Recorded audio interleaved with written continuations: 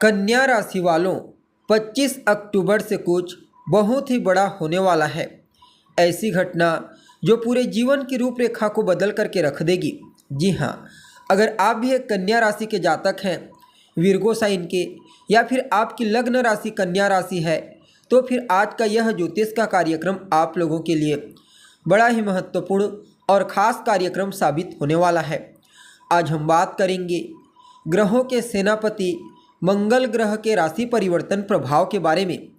जी हाँ, भूमिपुत्र मंगल बीते 20 अक्टूबर 2024 की प्रातःकाल 6:38 पर अपनी वर्तमान शत्रु राशि मिथुन राशि को छोड़कर अपनी नीच राशि कर्क राशि में प्रवेश कर चुके हैं और आने वाले साल 2025 के जून महीने की 7 तारीख तक अर्थात 7 जून 2025 तक इसी कर्क राशि में ट्रांजिट करते हुए आपको प्रभावित करेंगे।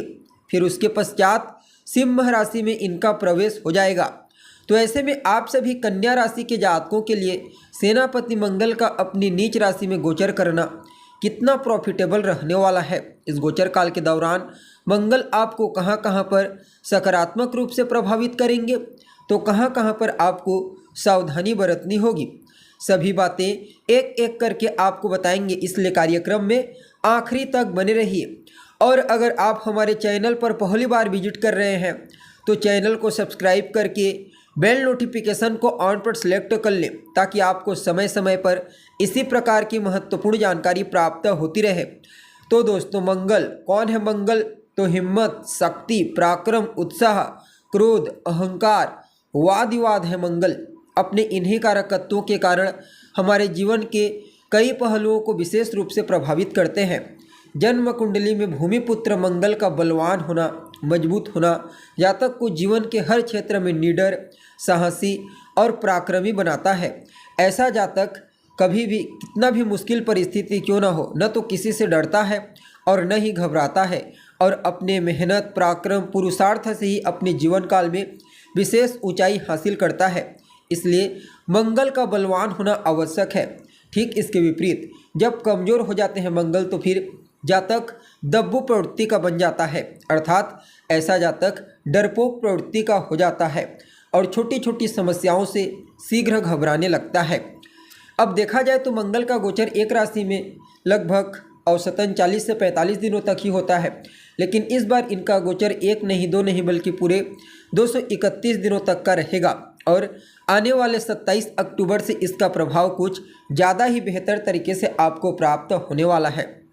अब देखिए, आप सभी कन्या राशि के जातकों के लिए मंगल वैसे तो कोई कारक ग्रह के रूप में कार्य नहीं करते, क्योंकि यह आपके तीसरे भाव और आपके 8वें घर के स्वामी बनते हैं, लेकिन इनका जो गोचर है ना दोस्तों, यह आपके 11वें स्थान अर्थात लाभ स्थान में हो रहा है।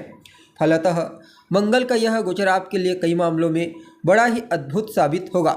सबसे पहले तो इस गोचर काल के दरमियान मंगल आपकी अधूरी इच्छा, जी हाँ, आपकी कोई ऐसी इच्छा है जो लंबे समय से पूरी नहीं हो पाई है, तो उस अधूरी इच्छा को पूरी करने में अहम भूमिका निभाएंगे। बड़े भाई बहनों के साथ जहाँ तालमेल एक तरफ को बेहतर बनाएंगे एक तरफ, तो वहीं दूसरी तरफ उनको करियर में विशेष ग्रोथ देखने को मिलेगा। काफ़ी हद तक आपको रोग, रिपु और ऋण, इन तीनों चीज़ों से छुटकारा प्राप्त होने वाला है। और वह सभी विद्यार्थी जो किसी भी प्रकार से प्रतियोगी परीक्षा, कंपटीशन एग्जाम की तैयारी कर रहे हैं, उन लोगों को अवश्य ही आने वाले 231 दिनों के दरमियान विशेष सफलता की प्राप्ति होने वाली है। इसके अलावा यह गोचर आपके जीवन काल में लाभ की स्थिति को मजबूती प्रदान करेगा।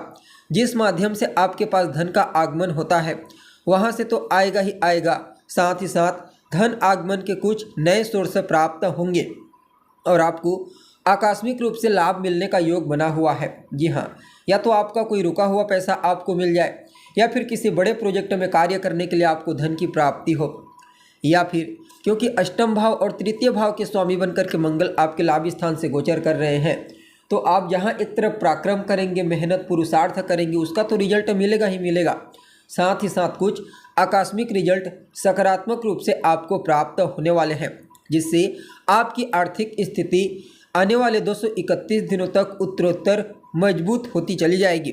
जी हाँ, देखिए, मंगल के पास 3 विशेष दृष्टियां हैं। जहां गोचर करते हैं वहां से चौथे, 7वें और 8वें स्थान को दृष्टि गोचर करते हैं। अब आपके 11वें स्थान में है तो इनकी चौथी दृष्टि आपके दूसरे स्थान पर जा रही है।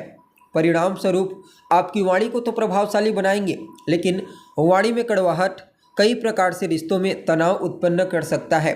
कुटुंब परिवार के मध्य सदस्यों के बीच आपसी तालमेल में कमी, वैचारिक मतभेद की प्रबल संभावना नजर आ रही है। हालांकि जो लोग वाणी से संबंधित कार्य करते हैं, जिनका काम ही है बोलना, उनके लिए मंगल के इस गोचर को बहुत ही अच्छा कहा जा सकता है। बाकी चौथी दृष्टि के प्रभाव से आपको ससुराल पक्ष से आर्थिक लाभ प्राप्त होगा और आकस्मिक रूप से तो कुछ लाभ की प्राप्ति होगी ही। और इनकी जो 7वीं दृष्टि है ना दोस्तों, वह आपके 5वें स्थान पर जा रही है। एक बात याद रखना, मंगल एक अग्नि तत्व के ग्रह हैं। जहाँ होते हैं और जहाँ देखते हैं वहाँ गर्माहट उत्पन्न करते हैं। खास करके इसका प्रतिकूल प्रभाव रिश्तों में देखने को मिलता है। अब पाँचवें भाव पर दृष्टि है तो संतान के साथ थोड़ी बहुत वैचारिक मतभेद हो सकती है, लेकिन विद्यार्थियों का मन पढ़ाई लिखाई में लगेगा, काफ़ी हद तक लगेगा।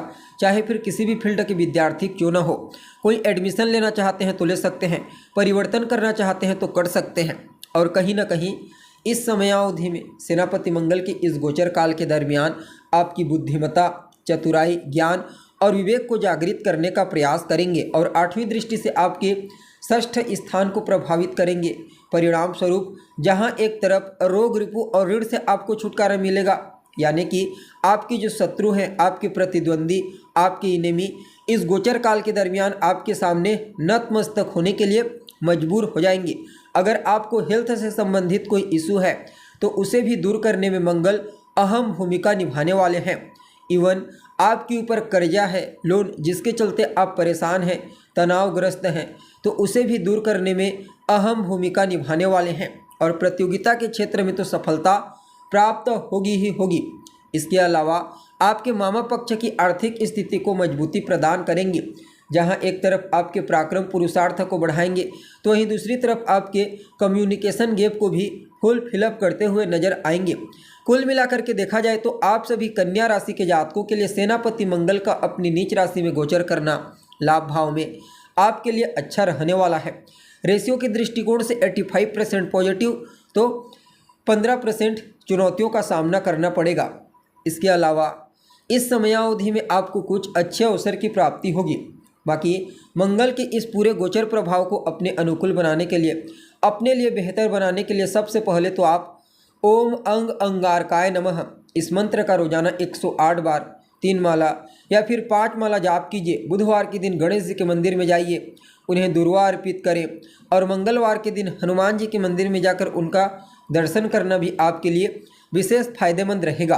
तो दोस्तों, उम्मीद है जानकारी आपको पसंद आई होगी। अभी के लिए बस इतना ही। पुनः मुलाकात होगी एक नए और ताज़ा एपिसोड में। तब तक के लिए आप हमें इजाज़त दीजिए। नमस्कार।